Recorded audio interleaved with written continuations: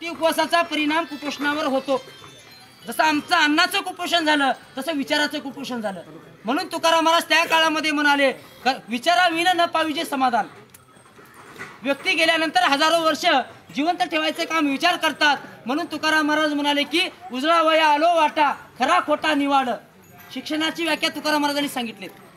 सागरामधून घागर काढणं सोपं आहे, घागरीमध्ये समुद्र बसवायचे काम संतांनी केले। जगाला सत्य सांगितलेत। त्या काळामध्ये तुकाराम महाराज म्हणाले की रात्रंदिवस हा महायुद्धाचा प्रसंग। संत होते, युद्ध कोणाशी केले? त्या काळामध्ये ब्राह्मण लोक समाजाला लुटत होते, महिलांना बंधनं घालण्यात आलं होतं। सर्वसामान्य माणसाने जर गुन्हा केला तर त्यांची मुंडी कापली जात होती, ब्राह्मण गुन्हा केल्यानंतर फक्त तिची चंटकी कापली जात होती। म्हणून तुकाराम महाराज म्हणाले, शिका सूत्र शेंडी याचा तोडी संबंध, त्या लोकांशी संबंध तोडा। तुमच्या हाताने तुम्ही देवाची पूजा करा, तुमच्या हाताने करा ना, काही पाप लागत नाही। तुमच्या हाताने सत्यनारायण करा, तुमच्या हाताने वास्तुशांती करा, करा वाटलं तर। म्हणून तुमचा पैसा वेस्ट कामाला खर्चू नका, वेळ वाया घालू नका, ऊर्जा वाया घालू नका तरुणातली। म्हणून संतांनी त्या काळामध्ये सांगितले, सरळ या वसंत काळ काय करेल पर्जन्य काळ। वसंत ऋतू गेल्यानंतर पर्जन्य काळ काय करणार आहे? किंवा ह्याच्या पलीकडे जाऊन दुःख व्यक्त केले। आमच्या देशामध्ये कसं वातावरण आहे सांगतो ऐका। म्हणाले, आंब्याच्या झाडाला जेवढं फूल लागतं तेवढे आंबे लागत नाहीत। जेवढे आंबे लागतात त्याच्यामध्ये काही पाखरं खाऊन जातात, काही वाऱ्या वावदानामध्ये नाश होतात, काही आडीला नासून जातात। तशी आमची हालत आहे। आम्हाला जीव धोक्यामध्ये घालून पैसा कमीताव, मोठा उत्सव करणं, ऋण काढणं, सण करणं। कालपुरा तंड्यावरले लोक 12 मेले हो देवाला जाऊन तिरुपतीला, 12 लोक मेले ऍक्सिडेंट मध्ये। त्याच्या मागले परिवारवाले कसं करावं सांगा? कारण की देव पाहावया गेलो, देवाची होऊन ठेवलो। तुम्हीच देव आहात, तुम्हीच देव आहात। आप मर गए पीछे डूब गई दुनिया म्हणले कबीर। तुम्ही मेल्यानंतर देवाला घेऊन काय करणार आहात? स्वतःवर प्रेम करायला शिका। आमचे लोक आत्महत्या करायला, नापास झालं म्हणून, पैसे मिळाले नाहीत म्हणून, संसारामध्ये कर्जबाजारी झालं म्हणून। संत लढणारे नव्हते, रडणारे नव्हते, लढणारे होते बाबा। लढायला शिकलं पाहिजे आम्हाला। संकटाच्या छाताडावर पाय देऊन आम्हाला कार्यक्रम करायला शिकलं पाहिजे, किंवा आपल्या विचाराचा प्रचार प्रसार झाला पाहिजेत। शिवाजी महाराजचा इतिहास जाणून घ्या। संभाजी महाराजांनी 4 ग्रंथ जे लिहिले, बुद्धभूषण ग्रंथामध्ये म्हणतात, जे लोक दैववादी असतात ते नामर्द असतात, जे लोक प्रयत्नवादी असतात तेच खरे मर्द असतात। जे लोक प्रयत्नवादी असतात, भगतसिंगाला फाशीची सजा झाली।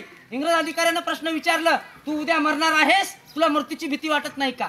भगतसिंग म्हणाले, मुझे फूलों से प्यार नहीं, कांटों का दीवाना हूँ, जलने वाला दीप नहीं, जलने वाला परवाना हूँ, मिट जाऊं ऐसा बीज नहीं, बिक जाऊं ऐसी चीज नहीं, मैं महापुरुषों की संतों की विचारधारा गाता हुआ अनघाया तराना हूँ। हे भगतसिंगानं सांगितले। म्हणून हा इतिहास आम्हाला शिकवला गेला नाही, शिक्षण असं शिकवलं गेलं, ग गणपतीचं ग, ब भटजीचं भ, या यज्ञाचं ये, लहानपणापासूनच हे।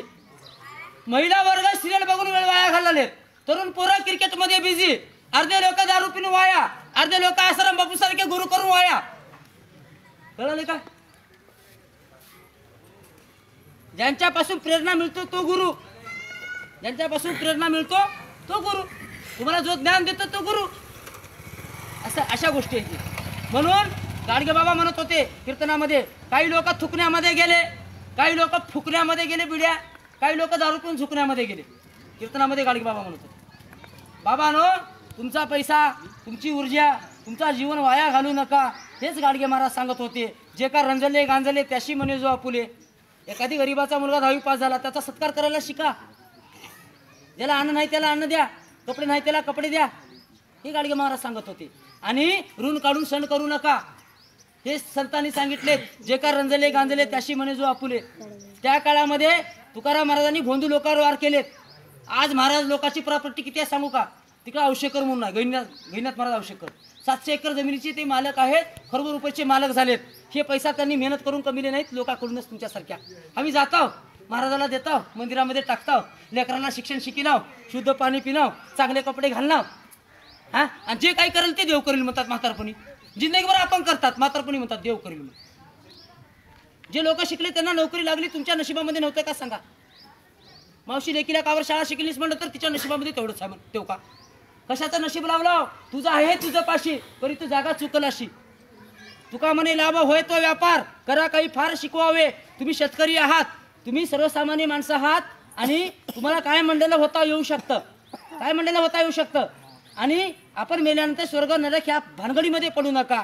जोपर्यंत तुम्ही जिवंत आहात तोपर्यंत जीवनावर प्रेम करायला शिका आणि जीवन चांगलं जगा. शिक्षणाचं महत्त्व जाणा, विज्ञानाचं महत्त्व जाणा आणि वेदशास्त्र पुराण ह्या पुराणातल्या ज्या गोष्टी आहेत हे तुम्हाला गुलाम करणारे आहेत. पुराणामध्ये काय सांगतात, हे गरीब ब्राह्मण, हे गरीब ब्राह्मण. अरे बाबा, ब्राह्मण कोणती मारवाडी हे कधी गरीब राहत नाहीत. ब्राह्मण कोणती मारवाडी कधी बघला का उसाला गेलेलं, कधी हॉटेलामध्ये काम केलेलं बघितलं का? कथेमध्ये असते हे गरीब मारवाडी, हे गरीब ब्राह्मण. लिहिणारे लोक ते ध्यान ठेवा. आणि अजून चालू आहे सिरियलच्या माध्यमातून. स्वप्नाच्या पलीकडे सिरियल काय आहे, तू माझा सांगा ते सिरियल दाखवलं, त्याच्यामध्ये तुकाराम महाराजाला रडणारे दाखवले.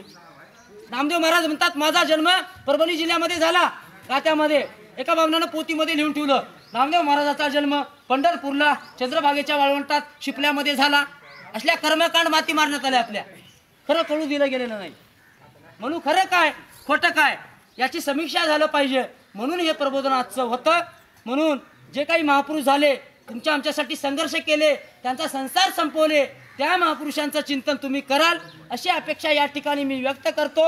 आणि ज्या महापुरुषानं आम्हाला असं सांगण्यात आलं की बाबासाहेबांना तुमच्यासाठी काही केली म्हणून एक डोक्यामध्ये आमच्या घालण्यात आलेला आहे. छत्रपती शिवाजी महाराजांचा अपमान झाला होता, बाबासाहेबांनी मनुस्मृती जाळून बदला घेतलेत. बाबासाहेबांनी मनुस्मृती जाळून बदला घेतलेत. शूद्रपूर्वी कोण होते हा ग्रंथ बाबासाहेबांनी शिवाजी महाराजाला अर्पण केलेत. आणि बाबासाहेबांना देखील तुकारामाचा वारकरी म्हणतात. फुलेचा शिक्षण करी, राजर्षी शाहू महाराजाचा वारसदार आणि तुकारामाचा वारकरी म्हणतात. 1925ला मुकनायक वरपत्र चालू केल्यानंतर बाबासाहेबांनी कासया धरू मी भिड, निशंक हे तोंड वाजविले, येथे नाही मुक्याची जाण आणि सार्थक नाही हित लाजून. काही लोक म्हणले आता ब्राह्मण सुधारलेत, आता तेवढं काही राहिलं नाही. तुकाराम महाराज म्हणाले शेतामध्ये पीक बी आहे तण बी आहे, दोन्ही बी पीक आहे म्हणून राहू देऊन सोडला जमते का? तणाला बाजूला काढावं लागते. फुले म्हणाले त्या काळामध्ये, फुले म्हणाले या देशामधील समस्या फक्त ब्राह्मणवाद आणि श्रमणवाद. एक काम करणारे लोक, एक आयते खाणारे लोक, एक मेहनत करणारे लोक, एक आयते खाणारे लोक, एक पोत्या पुराण सांगणारे लोक, एक स्वतःच्या जीवनासाठी संघर्ष करणारे लोक, ही समस्या म्हणून फुलेंनी सांगितले. आणि हेच दिनकर जवळकर पाटलांनी देशाचे दुश्मन नावाचा ग्रंथ लिहिलेत, वाचून बघा. सिंधू घाटी सभ्यता का वाचून बघा. तुम्ही वाचल्याशिवाय आम्हाला कळत नाही. ज्ञानेश्वरी बी तुम्ही वाचा बाबा. आणि तुकाराम गाथा बी वाचलं पाहिजेत. सप्त्यामध्ये तुकाराम गाथेचंही पारायण केलं पाहिजे आम्हाला. कारण ज्या महापुरुषाने स्वतःचा संसार सपून, तुकाराम महाराज म्हणाले आज्या मेला पंजा मेला बाप मसना गेला, देखत देखत नातू पंतू तोही तैसा मेला. साप चावलं तर माणूस एकटा मरतो, परी मनुवादाचं ब्राह्मणाचं विष एवढं झरी आहे. आमच्या 3 पिढ्या घरात झाल्या, 3 पिढ्या आमच्या घरात झाल्या ना. हे तुकाराम महाराजांनी सांगितले. काकड्याच्या अभंगात म्हणाले येथे अवघी वाया गेली दिसती सायासे. ऐका, आज तुम्ही ऐकायला लावतो. काही गावामध्ये ऐकायची देखील मानसिकता नाही, लोकांजवळ वेळच नाही. 4 गोष्टी असल्या तर मोबाईल चालतंय, चार्जिंग पाहिजेत, नंबर पाहिजेत, टावर पाहिजेत, बॅलन्स पाहिजेत. आम्ही महापुरुषानंतर जन्माला आलो. महापुरुषांच्या पुस्तका वाचा, कुठेही गेल्यानंतर 4 पुस्तक्या घेऊन या, वाचन करून तुमच्या येणाऱ्या पिढीला चांगलं घडवा आणि घडवाल. समर्थ राष्ट्र निर्माण करण्याकरिता, सक्षम भारत निर्माण करण्याकरिता ह्या विचाराची गरज आहे. म्हणून कबीर देखील म्हणाले घुमती चक्की देख कर देख कबीरा रोया, दो पाटण की बीच में साबित बचानो कोय. या देशामध्ये भांडवलदार वर्गाने आणि शासनकर्ती वर्गाने आम्हा तुम्हाला भरलून काढलेला आहे. एवढं लुटलं की आमच्यापाशी काही राहिलेलं नाही.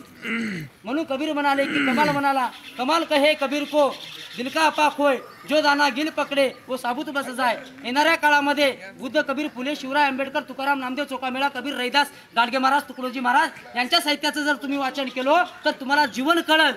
जर ज्यांनी साहित्य वाचलं नाही, ज्यांना कळालं नाही, ते मात्र अज्ञानामध्ये जीवन जगतील, हे संतांनी सांगितलेत. आणि एवढ्या या ठिकाणी बोलतो.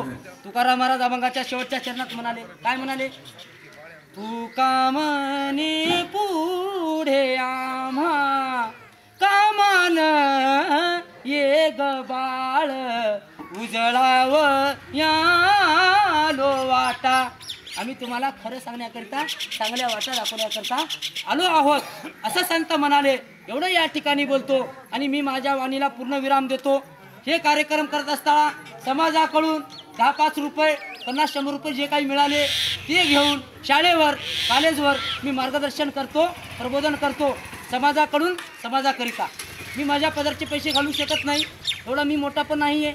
मला फक्त मी वाचन करतो, निरंतर 6 घंटे वाचन करतो.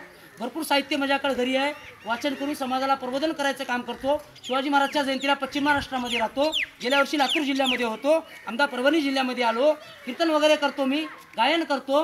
येणाऱ्या काळामध्ये कधीतरी एकादशीला कीर्तन ठेवा, चांगलं कीर्तन देखील करीन ही गॅरंटी तुम्हाला देतो।